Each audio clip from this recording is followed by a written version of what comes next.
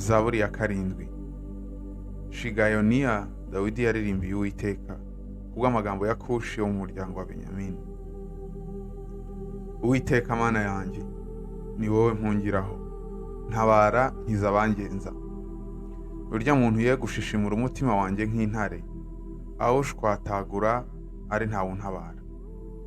Uwiteka Mana yanjye, niba naragenjeje ntya, niba amaboko yanjye ariho ubugoryi, niba narituye inabi uwo twabanaga amahoro, ahubwo nakijije uwanteraga mpoye ubusa.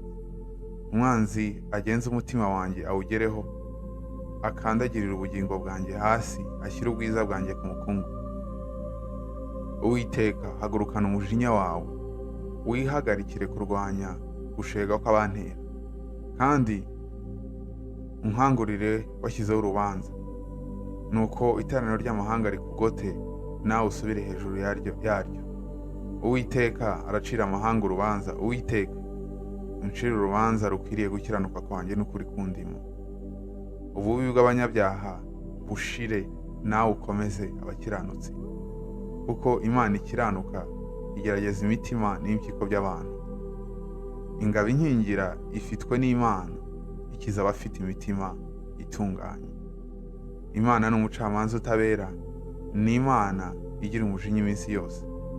Umuntu natihana izatyaza inkota yayo, umuheto wayo imaze kuwufora irawutunganije, kandi imwiteguriye ibyica, imyambi yayo ikongejeho umuriro. Umunyabyaha aramukwa ibibi bitagira umumaro, inda yasamye ntigomwa ibyara ibinyoma. Yarimye ubushya acukura burebure, agwa mu ruhavu rucukuye. Igomwa rye niwe rizagaruka ku mutwe, urugomo rwe ruzagwa mu gitwariro cye.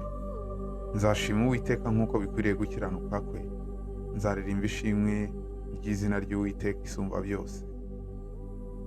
Amen.